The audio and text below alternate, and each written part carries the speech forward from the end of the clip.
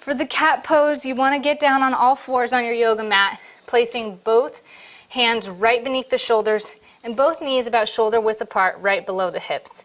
Feel free to tuck your toes in if necessary. You're going to inhale deep and then exhale as you push away from the ground, arching your back, sucking your belly in, and dropping your head down, giving ourselves a nice back stretch here.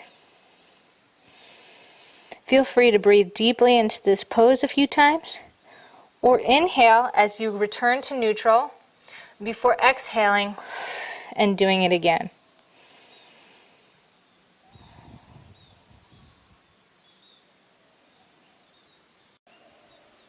The child's pose is a relaxing pose that you can do by getting down on all fours. You're going to bring your knees out slightly further than shoulder width apart as you push back, sitting down on your hindquarters, on your heels. If you need a bolster or a pillow or yoga block, feel free to place that under your glutes if necessary. You're going to go ahead and bring your forehead down to the ground, keeping your arms nice and extended. Press those palms firmly into the ground, bringing your shoulders back and down. Breathe deeply here and relax into this pose, opening the hips and bringing the shoulders down. Continue to maintain firm pressure with your palms, extending those arms, and breathe deeply.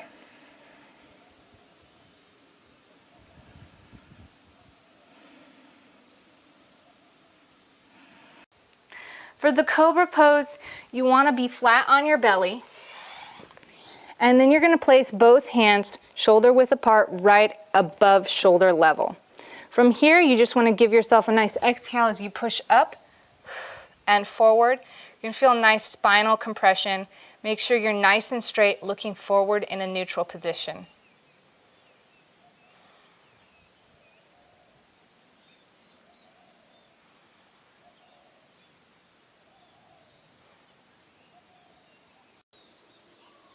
For the cow pose, you want to get down on all fours on your yoga mat or the floor, placing both hands right below shoulder level, about shoulder width apart, and both knees right underneath your hips, about shoulder width apart. You want to inhale as you sink your back down, dropping your belly towards the floor and lifting your tailbone towards the sky. Then you're going to look up towards the sky with your head. You can breathe deeply here for as long as you feel, or you can exhale, coming back to a neutral position, and then inhale, doing the pose one more time.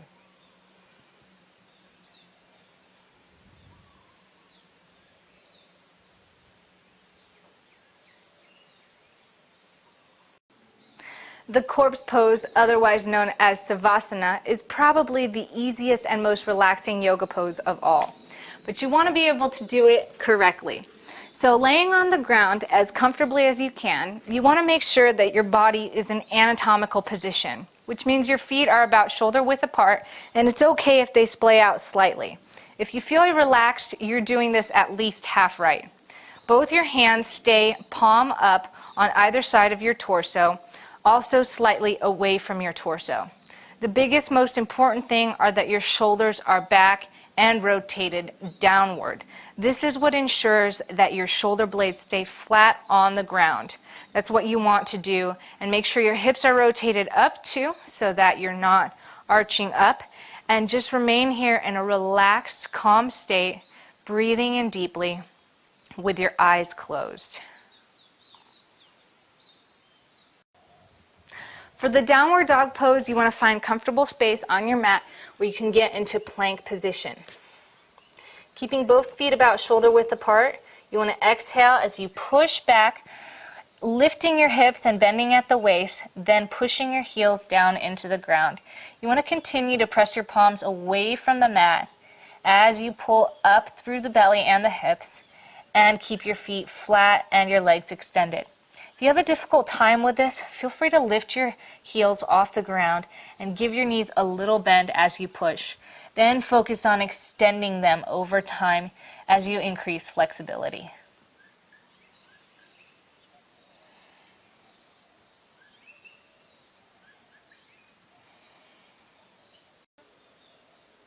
When performing a forward bend, you want to make sure that your feet are together and your weight is evenly distributed between the toes and the heels. You want to stand up nice and straight, aligning the spine, bringing your shoulders back and looking forward in a neutral position. Keeping that torso up and out of the hips, you want to bend at the waist slightly, pushing those hips back ever so slightly, and keeping your back nice and straight. Aim to have the belly reach towards the top of the thighs. When you go as far as you can go, feel free to relax your head in a neutral position. You can also place your hands on your upper thighs, behind your calves, or your ankles for support or to help pull you deeper into the pose. Don't forget to breathe deeply.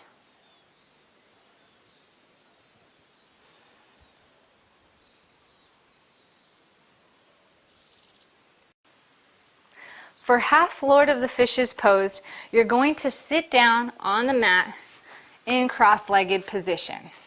You're going to bring one leg into your glutes, that heel's going right under your glutes, right into your groin, nice and bent. This other leg is going to go up and over on top of it. You're going to place that foot right above the knee. Everything stays nice and tight. From here, you're going to rotate your body in towards your leg, bringing that opposite arm around to the outside of the knee. You're going to put pressure with that elbow against the outside of that knee. As you rotate, you're going to exhale, and then you're going to bend your elbow, raising your palm up nice and straight. It's going to be perpendicular to the floor. Make sure you look back as far as you can as you breathe deeply into this pose.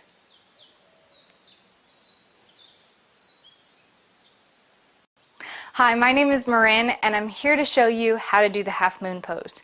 So we're going to place both feet firmly together. You want to center your weight in between your toes and your heels. You're going to inhale as you raise your arms up. Looking up, you're going to clasp your hands at the top of your head.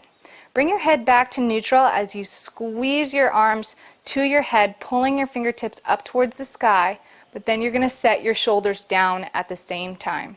Keep those hips in line with the spine, and then push them out to one side as you begin to lean to the other. You really want to make sure that your neck and your chest stay open and your shoulders stay back. And you just want to push into this as far as you can and breathe deeply.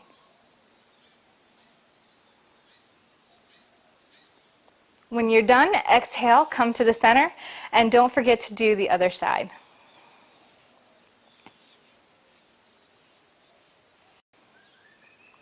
For the upward dog pose, you'll find yourself on the mat, either in plank pose or in downward dog pose. You can either move through to the plank and drop your hips slowly, or from downward dog, you can push in through it, bringing your head and your chest down to the mat and lifting up into upward dog. Once you get here, make sure you turn your feet up so that the tops of your feet are down on the mat and you rest your hips down.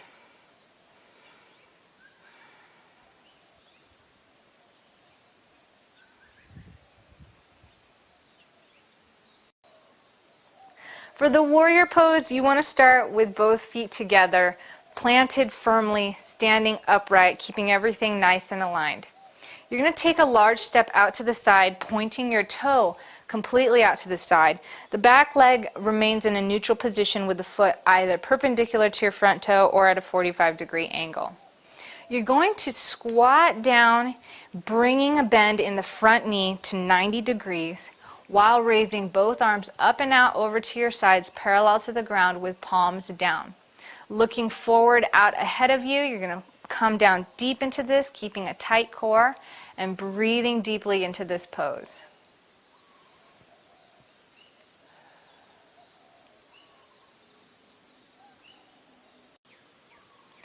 The wind freeing pose is a great relaxing movement to massage your hip joints and increase flexibility. You're going to lay on the ground gently into corpse pose.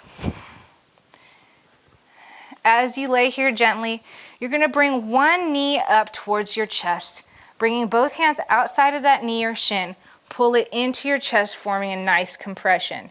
You want to make sure both of your hips or your tailbone is completely flat on the ground as you do this. Exhale as you squeeze, then breathe deeply, feeling that compression. And just let gravity bring you deeper into the pose as you place both hands on the top of your knee.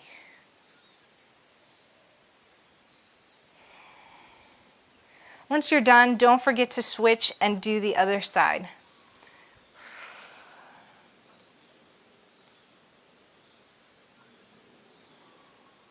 For free access to hundreds of free reports, guides, ebooks, and more useful information, please click on the link below.